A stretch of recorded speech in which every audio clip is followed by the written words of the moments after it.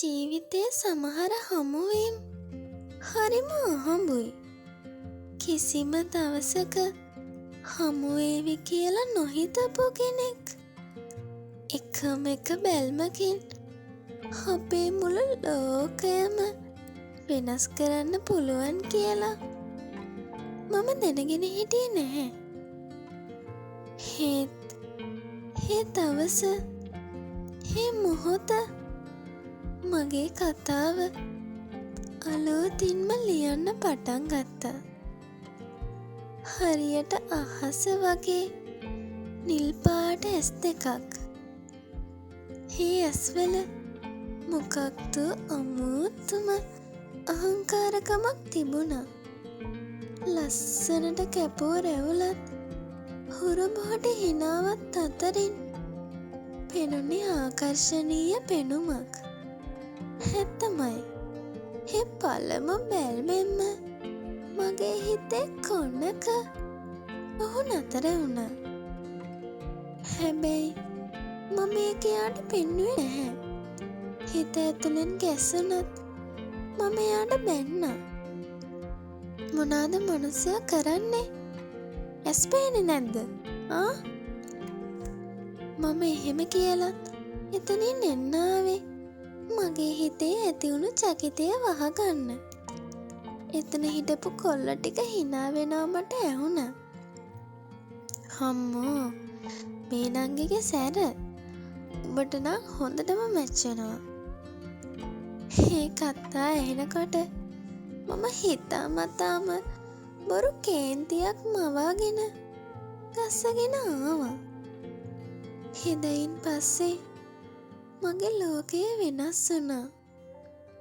මම ඉස්කෝලේ යනකොට කොරිඩෝ එකේදී, පන්තිය ළඟදී, හැම තැනකදීම මගේ සියාවම හෙව්වා. අපි දෙන්නගේ ඇස් මුණ ගැහෙන හැම වතාවකම මම ඉක්මනට අහක බලාගත්තේ මගේ හදගැස්ම එයාට ඇයි කියලා මට බය හිතෙන නිසා. මගේ හොඳම යාළුවා නිෂා. එයාට මගේ හිත රහසක් නෙවෙයි. දවසක් පන්තියට යනකොට නිෂා මගේ කනට කරලා මෙහෙම කිව්වා. ඔන්න මින්සි, අර ඔයාට කැමති කොල්ල අදත් ඔයා දිහා බලන් ඉන්නවා. ඒ නිකන් නැති නිෂා, අපි පාඩම් බලමු. එහෙ බලනකොට තමයි එයාලා මෙහෙ බලන්නේ. මම එහෙම කිව්වේ හිත ඇතුලෙන් සතුට වෙන ගම. නිෂා හිනා වෙලා මට විහිළු කළා. මොකක්ද අනේ? ඔයාට එයාගෙන උනන්දුවක් නැත්තම් මට දෙන්නකෝ. මෝඩි. මම හිනා වෙලා එයාට කොත ගැහුවා.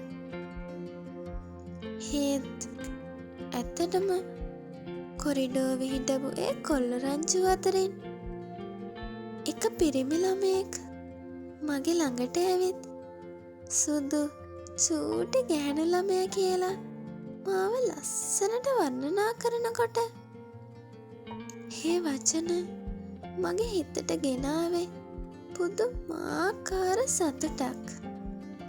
කේන්තියක් මවා ගන්න උත්සාහ කළත් මගේ මුවගට ආවේ සියුම් හිනාවක් විතරයි. එදා මම පන්තියට යන්න හැරුණ විතරයි මගේ හදගැස්ම නතර වුණා වගේ දැනුනේ පිටිපස්සෙන් ඇහුණු කටහඬ නිසා. පොඩ්ඩක් ඉන්න. ඔහුගේ කටහඬ අර අහංකාර නිල් පාට ඇස් දෙකේ අයිතිකාරයා මගේ ඉස්සරහට ආවා. මම කල් ගැහිලා වගේ බලාගෙන හිටියා. එයාගේ මුවඟ තිබුණේ හරිම අහිංසක දඟකාර හිනාවක්. හැමදාම මම දිහා හොරෙන් බලලා මගේ ඇරලා යන මෙන් නපුරු කෙල්ලගේ නම මොකක්ද කියලා මම දැනගත්තට කමක් නැද්ද? ඔහු හරිම ආදරණීය විදිහට මගෙන් ඇහුවා. මගේ මුළු ලෝකයම ඒ මොහොතේ නතර වුණා වගේ. මම මොනව කියන්නද? හිතාගන්න බැරුව ඉන්නකොට ඔහු ආයිමත් හිනා වෙලා මගේ ඇස් දෙක දිහාම බලාගෙන හිටියා.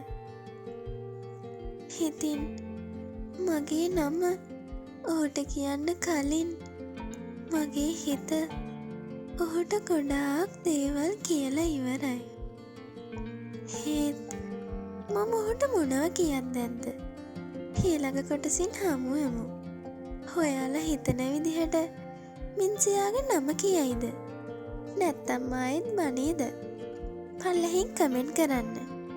එහෙනම් මං අදට ගිහින් එන්නම්.